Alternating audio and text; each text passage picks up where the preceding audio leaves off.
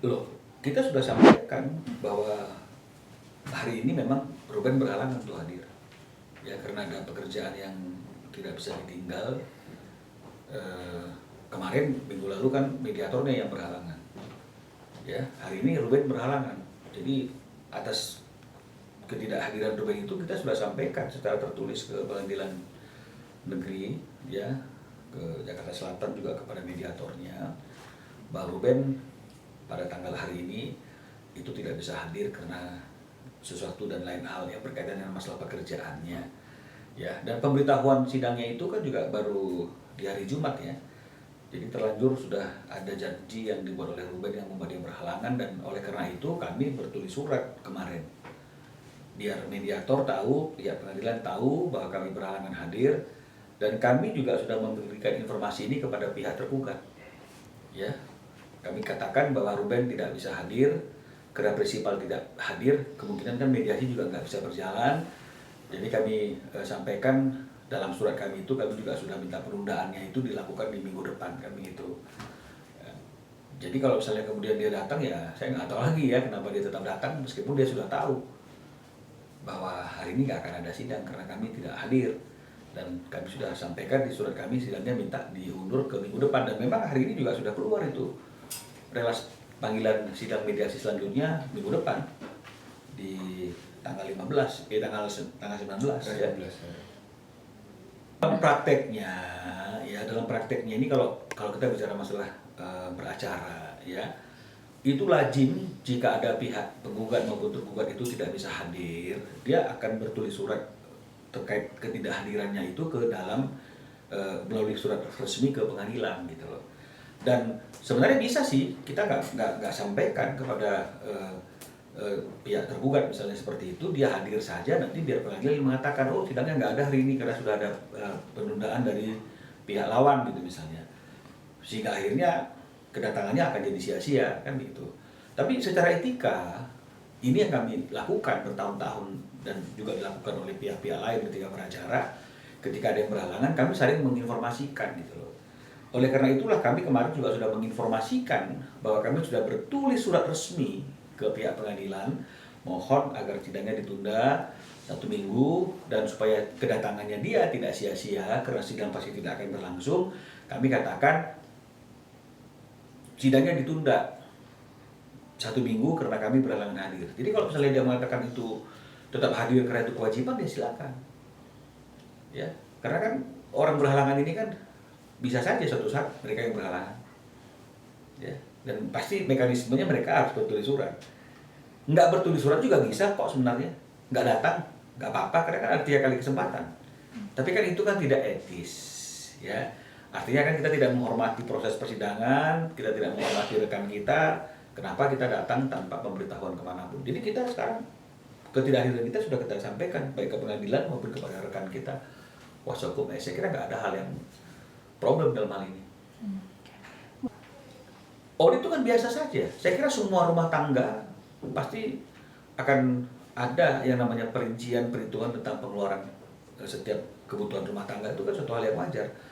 Ya, pasangan-pasangan yang sudah berpisah pun mungkin pasti akan memerlukan yang namanya itu pertanggungjawaban atas pengeluaran rutin fix dari kebutuhan anaknya, kan begitu artinya ya. Karena kan bagaimanapun kan sudah nggak ada ikatan suami istri lagi, ya.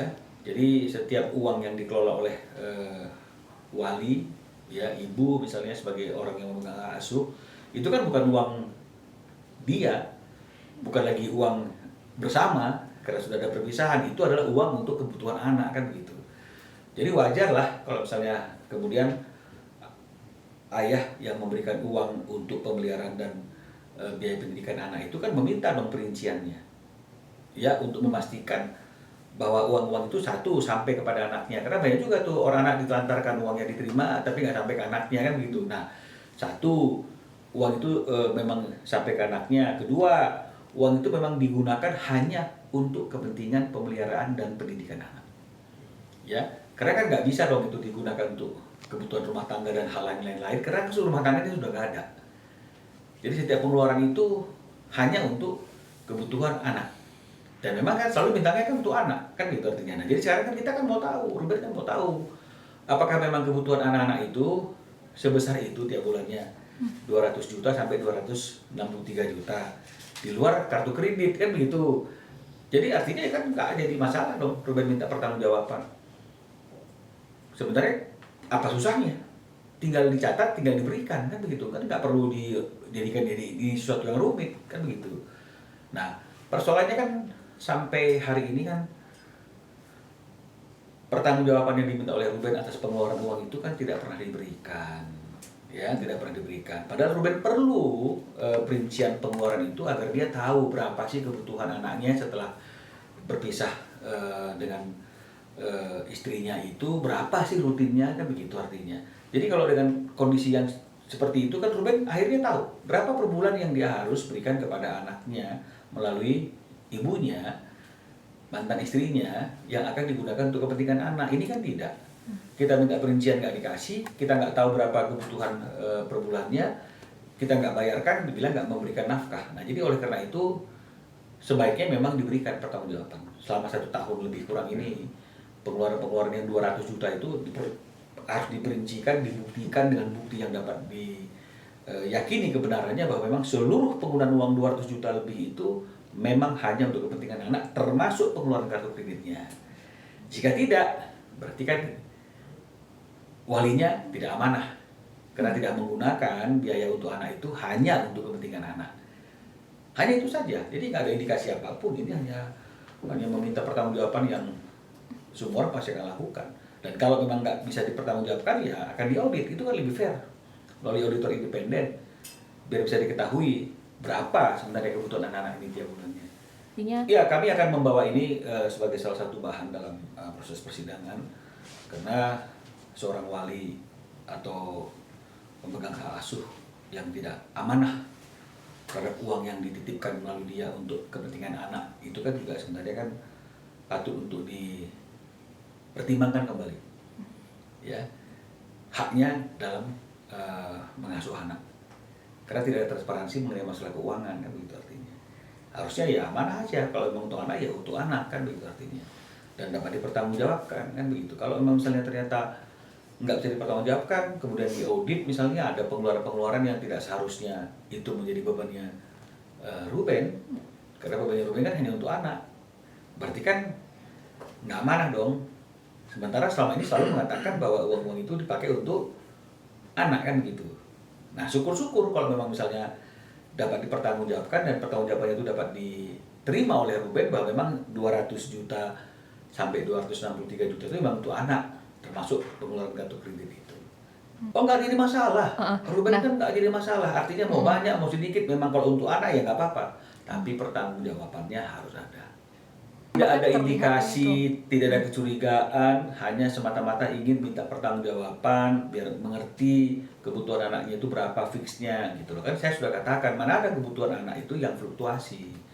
Kalau memang fluktuasi pun ini kenapa? Apakah memang menjadi beban bagi Ruben, ya? Apa harus didiskusikan dulu atau cukup ibunya mengambil keputusan? Kan ini kan semuanya kan harus ukurannya kan demi kepentingan anak.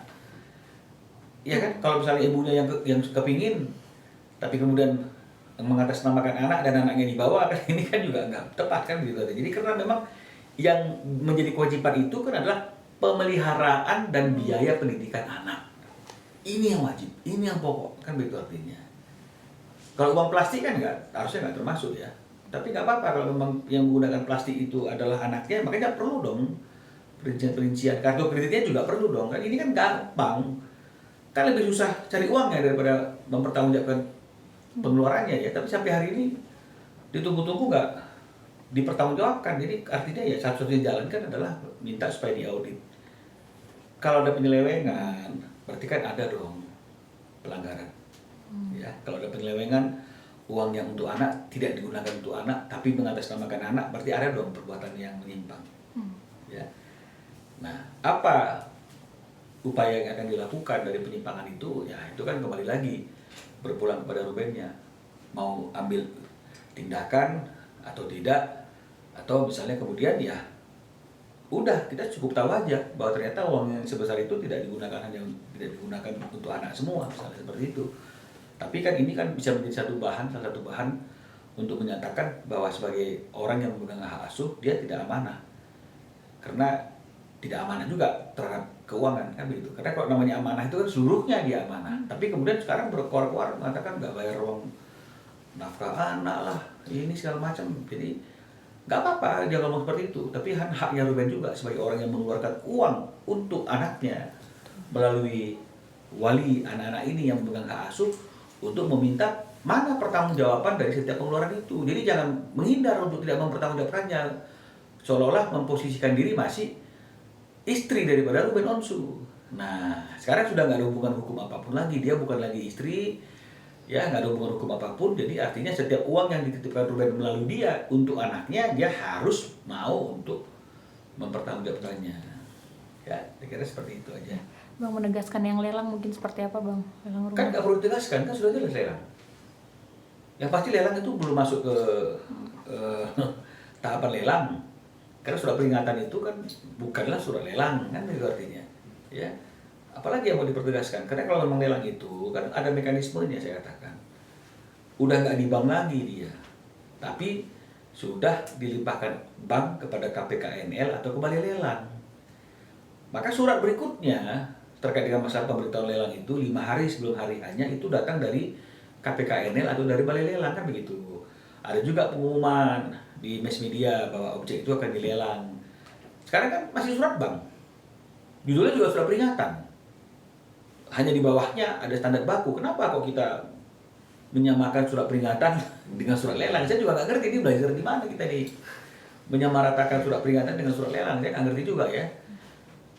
Kan dari awal kan saya sudah bilang, kenapa masalah ini harus dibawa ke ranah publik gitu loh. Semua orang bilang kita yang mulai, tidak, kita hanya memberikan hak jawab kita atas suatu informasi yang sudah ada di ranah publik gitu loh.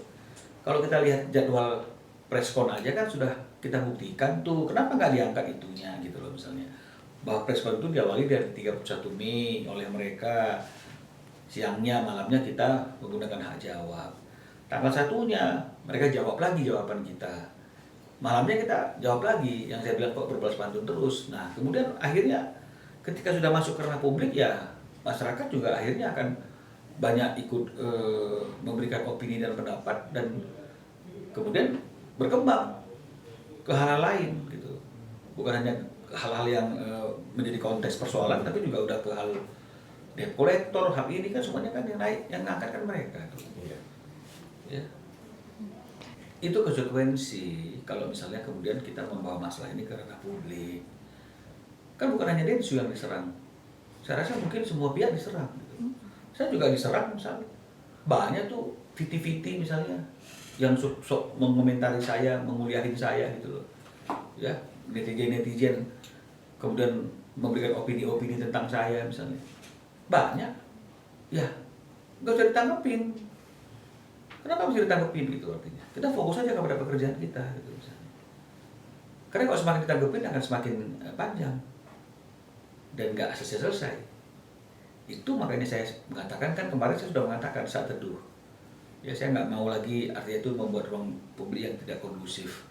Tapi teman-teman media nggak paham. Terus tiap hari tanya saya terus kan gitu artinya. 2 minggu ini tanya terus. Nah, tapi kan saya kan nggak mau memberikan informasi apapun, nunggu hari sidang. Oh iya, jangan artinya itu kita menyampaikan hal-hal baru. Ya, karena kalau ada hal-hal baru kan pasti nanti akan perlu ada konfirmasi dan klarifikasi lagi. Ya, jadi kan akhirnya kan panjang dia. Kalau saya kan dalam video saya kan saya hanya ingin menjelaskan sesuatu yang menurut saya itu harus saya klarifikasi. Dan saya pilih klarifikasinya juga kan tidak mengundang media dalam VT saya. Jadi seperti klarifikasi sekaligus edukasi bagi orang yang mungkin merasa teredukasi dengan apa yang saya sampaikan kan gitu. Bukan sebagai suatu hal yang harus dilihat dari kacamata lawan lagi dengan VT lain lawan. Enggak gitu juga sih sebenarnya. Tapi kalau memang itu menjadi pilihan supaya ada orang yang merasa dirinya jadi mungkin lebih dihargai, kemudian dinilai lebih hebat dari saya, nggak apa-apa. Ya saya bilang hebat kalian semuanya, kan nggak ada masalah juga. Kalau misalnya dia merasa dirinya hebat kan gitu kan, atau kita mengakui dia hebat kan juga nggak akan ada problem juga kan gitu artinya, karena semuanya kan sudah punya pekerjaan masing-masing, punya kesibukan masing-masing. Jadi para netizen juga dia silakan saja kan begitu, yang suka pasti dia akan like, kalau nggak suka dia mungkin menghujat, ya silakan saja sesuai dengan apa yang menjadi pemikiran dan hati nurani dari mereka masing-masing. Masa nggak dengar sih semuanya harus dibuka di pengadilan gitu. Ya pengadilan itu yang buka juga kami gitu artinya. Jadi ya haruslah kita hormati